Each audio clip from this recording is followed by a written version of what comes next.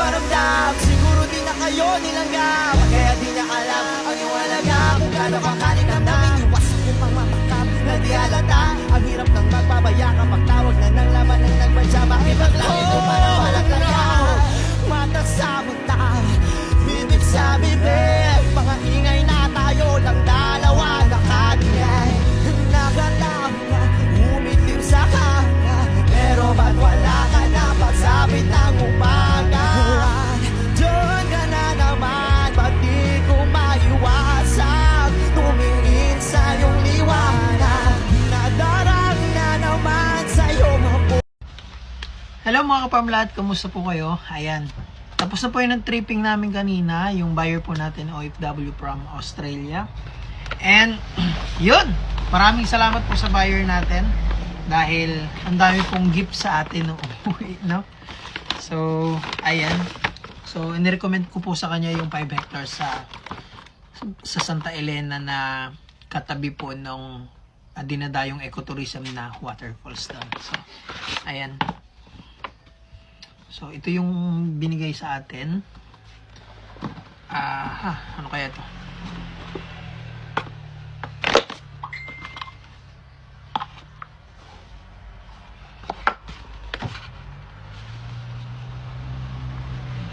Shades. Parang wala nga tayong shades mga kaparmlat.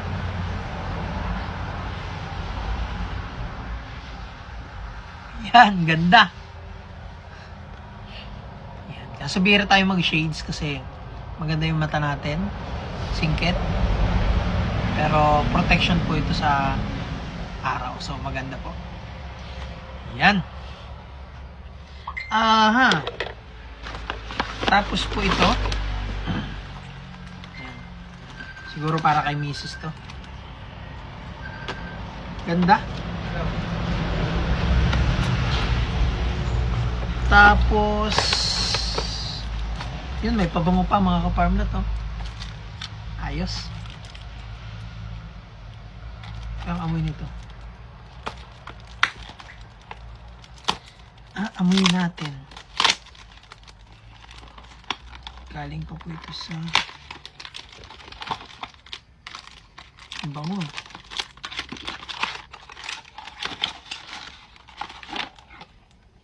Hero.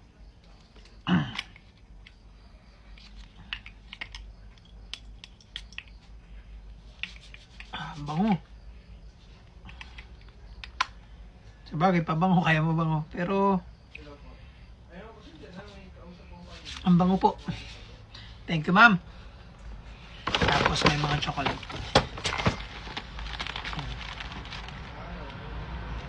So, ayan. Maraming salamat po, Ma'am Gina, sa pasalubong. Ayan. So, yun mga kaparmlat. So, yan po yung buyer natin. Galing pa pong US. So, umuwi po siya para dito sa property. So, siya po yung caretaker. Yun. Pupunta na po dun sa property na pinareserve sa atin. Yung, ayan. Ito yung service ng buyer natin. Ayan mga kaparmlat, nandito na kami sa property na vlog natin before. Tabing kalsada, cemented. So dito lang po kami nagpark. So itong property sakop na po ng for sale. Tsaka po ito mga kaparmlat. Ayan. So nandito na po ang ating buyer. Iniikot na ang kanyang magiging retirement na property.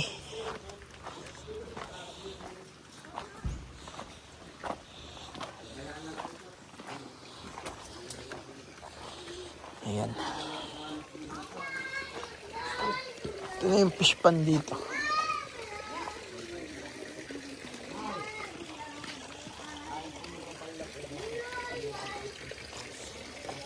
Ito po ay 5 hektarya. So,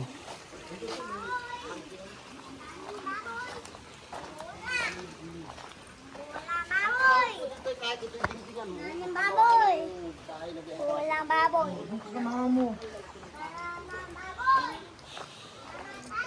Yan po yung buyer natin, tas yung caretaker. Kasama sila.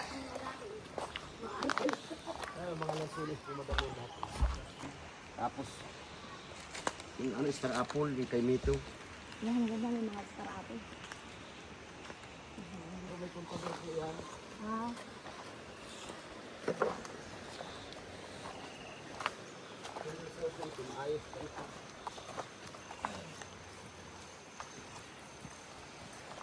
Ah, Dito na meeting. awal na ng ilog. Pulo po yan. Yan po ang sabi ko, madam, ako ng swimming pool. Yan ang plano ng amo ko na yan. Ah, sana dyan magagawa. Hindi ba umaabaw ang ilog pag Ay, di po, hindi po yan. Hindi Ah, po. ganyan na talaga. So kahit maglagos ka ng pinto. Ay, di po, hindi yan. Ano po mga tao, yung mga tayo, mahugan nila lahat yan. Hanggang din yan. Ang mga ano po dyan, mga kalamansi. Ang kalamansi dito, 150 puno po. Ah, meron ng kalamansi. Ay, meron po yan. Pinagamit namin sa gintuan. 150 ka puno? Ay po, 150. Oh, wow. Ay, actually, Ako dyan, 5 basket. Ay, 5 bag. oo. Actually, yun ang plano ko sana. Dagdag ako ng kalamansi. Meron na palang kalamansi. Dagdagan ko pa. Ito, mga durian po yan. Pati yan, tumbang. Pampaman yan pag natukudan. Ganyan pala ang puno ng durian, ano? Yan ang durian. Ito. Parang may hawig na kay Mito, ano? Patatan pa lang yan. Palang durian. Ang avocado dito, sabihin ng pong isang haulir, Dami ulang, may santol pa oh. lahat ibang santo yung malalaki. Santol lang kakao. Ano yan yung bangko? Bangkok po, pati yung naan dyan. Oh. Ah. Lahat ito, Dami ng prutas. putas talaga eh, inanukot. Ay, yan yung halaman na paborito ko. Oh. Yung kulay-pula ang dahon. Ang dami po niya. Gusto ko yung kulay niya. Reference po yan. May signal dito.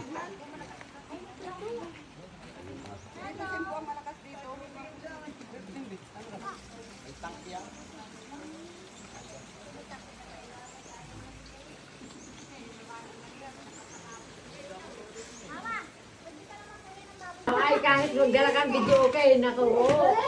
Ay, hindi ka marinig dito. Bilis sila lang yung mga ano. Ay, Oo nga, ayos na ako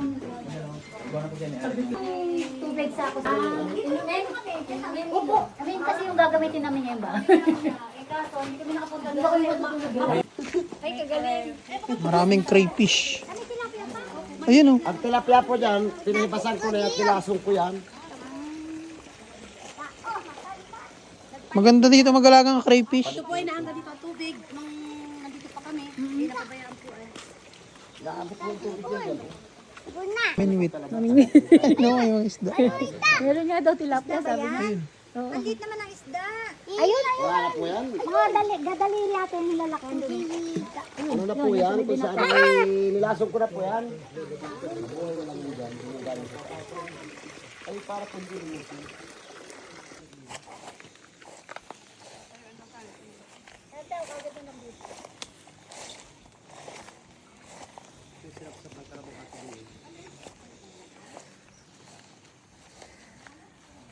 Ito lang yung patag.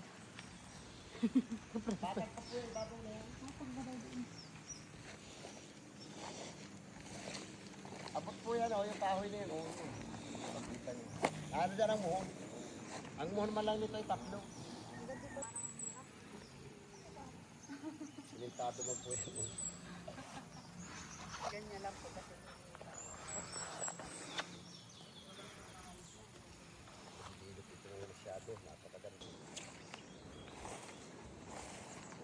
Hindi na atin nandun sa kabila. Ha? Hindi na atin nandun sa kabila. Kasako pa po yun. Kasako pa. Ito sa... Ah, okay. Sako pa po yun. Ito man lupa. Ayun na yung bundok ah.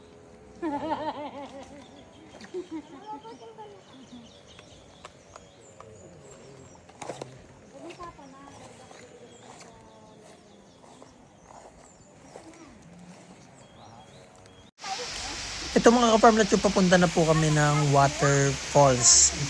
Dahil yung property katabi po ng Dinadayong Ecotourism Waterfalls po dito sa bayan ng Santa Elena.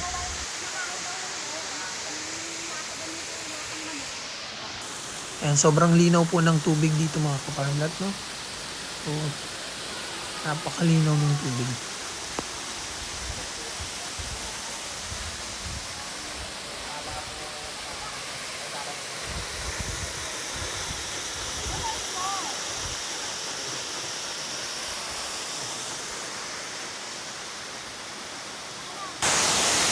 So si Marcos pa daw po ang nagpagawa nito, si Imelda Marcos, itong Tourism Waterfalls na to.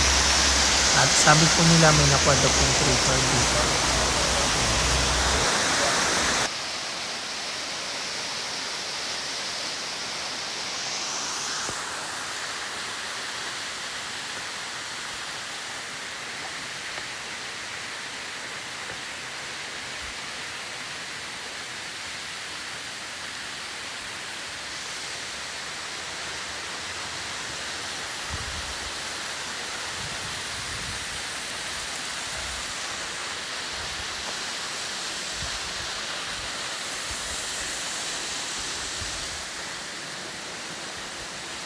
So yung inikot namin mga ka-farmlat yung property, galing dun sa property, aakyat po, so babaybay yung kalsada, aahon. Tapos pag pupunta sa waterfalls, lulusong na naman. So naisipan ko dito na dumaan sa may from waterfalls, papunta dun sa property, is dito na po tayo dumaan sa sapa na to. So flatland yung daan, kaya lang, ayan, dadaan ka sa mga sapa. At yan po si nanay. Uyang pati si Lilia. Nanay po yan nung caretaker. So, napamahal na po sa kanya yung lupa. So, inaakit po na yung nanay niyang umuwi sa kanila. Medyo ayaw pong umalis kasi napamahal nga po yung lupa. Si nanay po ay medyo ulianin na, tapos mahirap na rin kausap. Pero napakabait po. So, sobrang masipag po siya. So, dulot ng katandaan, marami nang nalimutan. Pero, nakikita ko sa kanya yung pagmamahal niya sa property. So, sobra yung... Kaya nung nakita niya yung buyer natin is may mga dalang maggamit kasi dyan po magpipiknik. Parang akala ni nanay. Ayun. Nabili na. So, bibilhin pa lang po. Siya nga pala mga ka-farmlat, may kakapasa lang sa akin ng property ngayon. Mukhang maganda po dahil 3 kilometers lang yung layo sa bayan ng property. Marami daw pong tanim. Tapos, ang kagandahan, clean po yung title niya. Ano po? Buhay nakapangalan sa titulo. At ang sukat po, tama-tama lang yung sukat ito. 2 hektarya. Ang presyo po nito ay 1.6 million lang mga ka-farmlat. So, ayan, mahal na po ngayon yung mga farmlat talaga kasi karamihan nagsasubdivide ng mga lote-lote na yung mga available. So, ngayon, ito, nakalocate po ng bago yung locator natin. Ano po? So, yan, panoorin yung mga farmlat. Ito na to. Ito po ay proposed road. Ito, dinadaanan po namin. Ito po ang magiging right of way. You know what? Nalakad ako. Ito magandang phone. Nura na ito ngayon. Ngayon mo, sasagutin ko po na niya.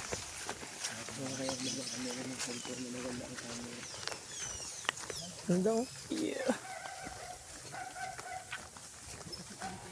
Tawid ng ano yan? Sapa ba yan? Ayan. Nagsisimula na po kaming maglakad patungo sa property. May sapa dyan sa gilid, pero hindi po yung sapa. Ito lang po yung right of way. Dito po magkakaroon ng karasada. Mula doon sa barangay road. Dito na extract siya tuhod ko. Magandang balak ang bagay kaya magulo.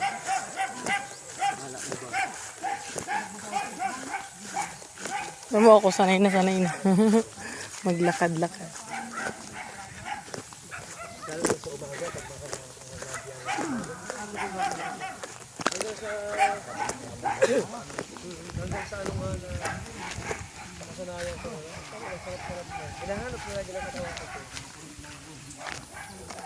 Ang ganda ng tanawin.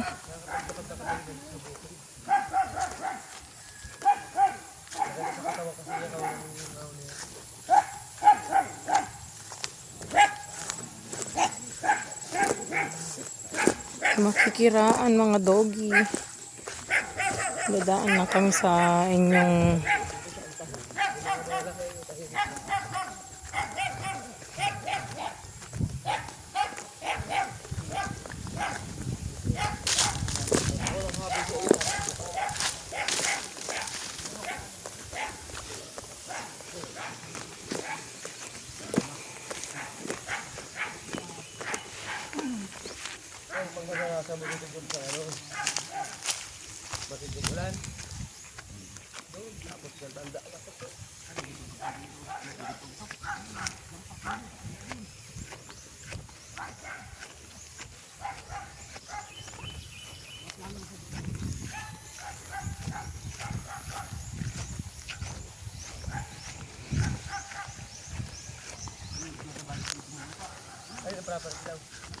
Unahan pa. Unahan pa yon, inner lot nga. Pero ito, proposed road ito. Itong, ano na ito, daraanan natin. Proposed road ito.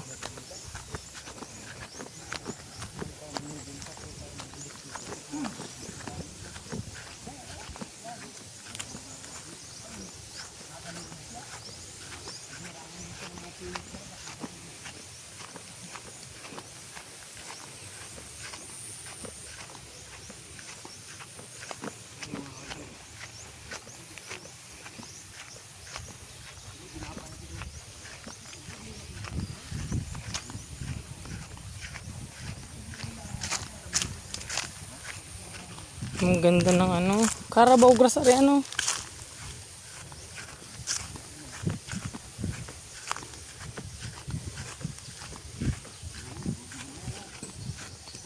Three minutes pa lang tayo. So, sabi ni paring Bam 10 minutes. Paring Bam, wala pa tayo sa kalahati ano. Ay, okay. Pag din eh.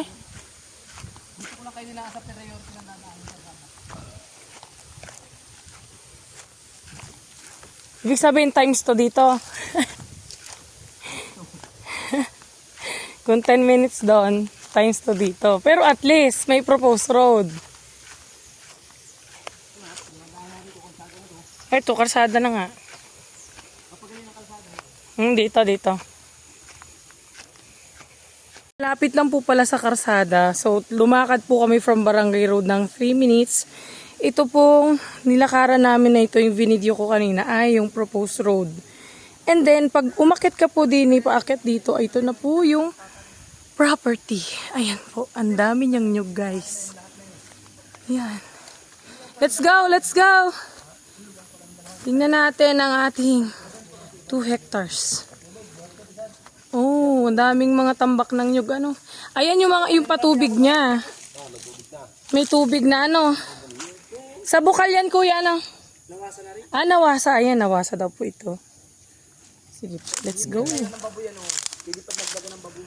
babuyan na rin doon. Ayan, nakita niya naman, ang dami niyang tumpok ng pinag-alisan ng, ano, ng nyug. Ayan, let's go, guys. Ang galing, ang ganda. Ang ganda niya. Ito po ay, ano, pabundok po yung klase ng lupa niya. Yes, pagdating natin ng ibabaw, guys, titingnan natin yung pinakaibabaw na patag daw, sabi ni kuya. Hinihingal ako. Pero ang dami niyang puno ng nyug. Bongga pala ito. Ayun. So, una-akit po namin yung pabundok na part niya para makabot kami sa tuktok. Ang titulo nito? Nakita ko na. Okay. Yes. Yung may lining ng blue. Yun ang ano yung ngayon, latest na labas ng ano eh. Guys, ang ganda. Sabi nga ni Mami G, patalibis. Yeah. Ang ganda. Ang dami pong nyug, guys. Yan. Malapit na po kami sa tuktok. Medyo nakakahingal nga laang pero worth it po. Kasi ang dami po niyang puno ng nyug po. Ay, medyo yan. Ito po yung pababa niya. O, yan po. Yan. May source of water po siya kasi nawasa po yung source of water niya. May bahay po ditong medyo gibana. Yan, nandito na po kami sa may itaas, sa may parting itaas. Ayan, may bahay po. May paru-paro char. Ito po ang niyugan niya, guys. Ang dami niya pong nyug. Worth it. Sa mga makakabili po nito, guys, meron siyang proposed road. Kaya wag po kayong mag-alala. Sobrang lapit lang po niya sa proposed road. Yung video ko po kanina. Una nga, balinghoy. Ayan po, guys. So, ang dami niyang balinghoy. Oh. Hampus tao na ang mga balinghoy. Di nakakatuwa. Teka nang dahan-dahan lang. Ayan, pababa na po kami. patibayan ng tuhod at medyo talaga hong matarik siya pero punong-puno po ng nyug. Kaya kung madudulas kayo, may kakapitan kayo. Ayan. Yan yung mga nyug nyo guys. Mababa pa po. Parang dwarf ito, ano? Oh, parang konti lang ay sing taas na natin. Mababa lang, tapos may mga sagingan po din sa may left side. Ayan, pababa na po kami ulit ng property. Ingat po tayo. Baka naman tayo ay madulas. Pero maganda ho itong i-tripping pagka mainit po ang panahon para safe po ang inyong paglalakad. Ang ganda ng nyugan nyo. Linya-linya. Napaka-perfectionist yata na nagtanim ni Re. Oh, magkakalinyada ang ang nyugan. Ayun ho guys, tingnan nyo. Dandahan. Munti ka na. Bakit nanonood ka ba rin, Jom? Ayan ho. Taas na ito. Sa totoo lang ako ay nagdadahan-dahan at baka may gumulong. Medyo matarik nga po talaga siya. Pero yung daan niya po ay may mga uka-uka po na pwede mong matapakan sa pagbaba mo. Ayan, yung maliliit na nyug na yan guys, kasama pa po yan. Malapit na po ako sa medyo ibaba.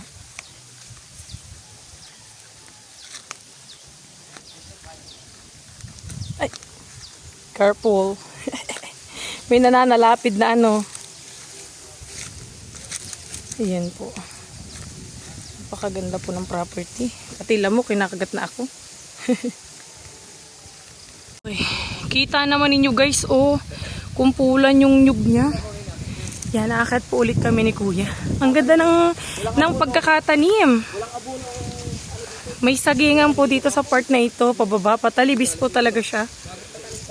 Okay. Aahan po kami sa pinakatuktok niya. At nandun daw po yung maraming tanim. Let's do this.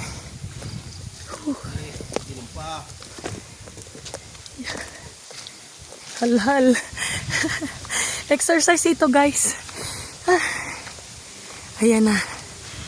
Yung pinakatuktok niya, nandun po yung pinakamaraming tanim.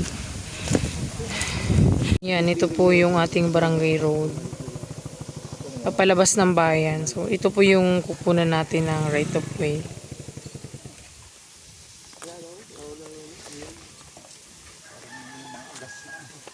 Banayad ang daan din kaysa doon parking mo muna na magandahan yan. So, ayan mga farmlot, based dun sa nakita ko sa property, summarize lang, no? So, ito ay punong-puno ng tanim ng nyog, tapos may mga gulay. At ang kagandahan, malapit lang siya sa town proper, which is good points yun na pag nandyan na kayo, mabilis lang pumunta sa town proper. Syempre, malapit sa town proper, may signal yan. At hindi man siya tabing kalsada, may proposed road naman, may right of way naman na madadaanan. So, good points din po yun. At ang kagandahan dito, clean title po siya. Buhay ang seller. Yun po yung maganda. Maganda yung documents niya. So, yung negative side lang na nakita ko dito, hindi siya flat land. So, pahili yung property. So, ayan mga farmlat. Hanggang dito na lang po. Salamat. Naparaan kita tuturo ang makaraos.